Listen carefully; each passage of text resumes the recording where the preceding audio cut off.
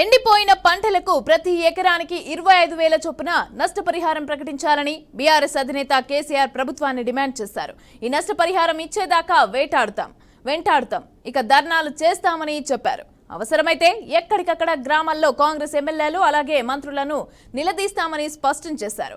కాంగ్రెస్ ప్రభుత్వాన్ని ఎట్టి పరిస్థితుల్లోనూ విడిచిపెట్టేదే లేదని హెచ్చరించారు. ఇక బీఆర్ఎస్ మహాసముద్రం లాంటి పార్టీ అని తెలిపారు. ప్రజలందరికీ కూడా 24/7 పవర్ అద్భుతంగా సప్లై చేసిన ఒకే ఒక్క రాష్ట్రం భారతదేశంలో తెలంగాణ. 100 రోజులలో ఇంత అస్తవ్యస్తమైంది. దీని ఉన్న తమాషా ఏంది? కొత్తగా నడిపించేది ఏం లేదు, కొత్తగా మొదలు మోసేది లేదు, కట్టెలు కొట్టేది లేదు, కొత్తగా పెద్ద గడపరలు పెట్టి తవ్వేది లేదు. ఉన్న వ్యవస్థ ఉన్నట్టు జరిగించలేని అసమర్థత ఏంది, అశక్తత ఏంది? కట్టిన ఇల్లు పెట్టిన పోయి కదా, దాన్ని నడిపించే తెలివి కూడా లేకపోతే ఎట్లా?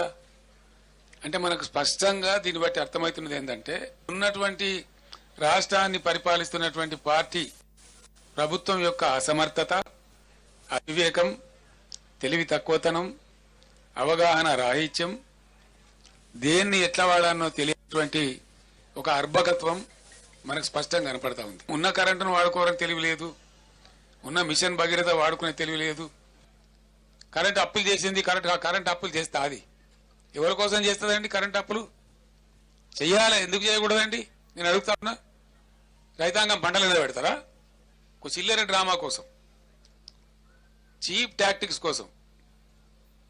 ఏముందని దానిలో ఏం ప్రపంచం మునిగిపోయినది.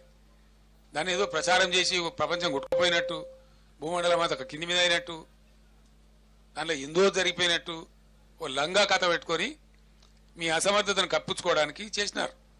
పోయే నీళ్ళని వృధా పెట్టినారు. డిసెంబర్లో మంచి నీళ్ళు పోతాయి. వీళ్ళు గవర్నమెంట్కి వచ్చే టైంలో 25,000 30,000 క్యూసెక్ల నీళ్ళు పోతా ఉంటాయి. ఏమైంది దాన్ని ఎత్తడానికి నాకు అర్థం కాదు.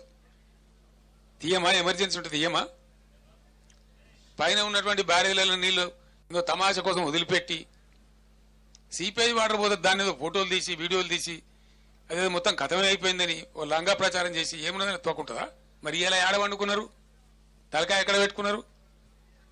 ఏం చేస్తున్నారు? గుడ్డిగురాల పనులు తోముతున్నారా? వీళ్ళు రైతులు గారా? వీళ్ళు ప్రజలు గారా? పట్టింపు లేదా? వాళ్ళ తరఫున మాట్లాడటం లేరనుకుంటున్నారా? ఒక మహాసముద్రం అంత పార్టీ బీఆర్ఎస్ పార్టీ ఉంది, ఊరుకోదు. ఎట్టి పరిస్థితులలో 100కు 100% రైతుల పక్షాన పోరాటం చేస్తాం. ఖచ్చితంగా ప్రభుత్వాన్ని నేను డిమాండ్ చేస్తామని ఇలా సూర్యాపేట నుంచి ఈ ఎండిపోయిన పంటలకు మీరే ఎండబెట్టిండ్రు కాబట్టి, మీ అసమర్థత వల్ల ఎండగొట్టిండ్రు కాబట్టి ఇలా 25,000 రూపాయలు నష్టపరిహారం ప్రతి రైతుకు ప్రతి ఎకరానికి చెల్లించాలి. This is our demand. చేసేంత వరకు మిమ్మల్ని వెంటాడతాం, ధర్నాలు చేస్తాం, నిద్రపోనీయం. ఎక్కడికక్కడ మీ మంత్రులను మీ ఎమ్మెల్యేలను నిలదీస్తాం. గ్రామాలలో జరుగుతుంది, నిర్మాణం చేస్తే దానికి జరుగుతుంది. నాగార్జున సాగర్ కుంగిపోయింది, కుడివైపు బ్యారేజ్, మళ్ళీ పునరుద్ధరించలేదా? చేయలేదా? కడెం ప్రాజెక్టు కొట్టుకపోలేదా? ఓవర్ డ్యామ్ అమెరికాలో 4 సార్లు కొట్టుకపోయింది. ఇడిచిపెట్టిండ్రా వాళ్ళు? పోతే అప్పుడప్పుడు పోతాయి. కొంతమంది ఇంజనీర్ల తప్పు వల్లనో, అనుకోకుండా ఏర్పడిన ఫలితాల వల్లనో, గోదావరిలో ఎక్కువ వచ్చింది దానివల్ల భూమి జియాలజీలో ఏదైనా కింది మీద అయితేనో, లేదా పిల్లల కింద ఇసుక కొట్టుకపోతుందో జరుగుతుంది. అదే ప్రళయం బద్దలైనట్టు దానికి పెద్ద గందరగోళం పెట్టి అదే ఇక ప్రపంచం అన్నట్టు ఒక చిల్లర రాజకీయ కథ చేసి నీళ్ళు ఇయ్యలే.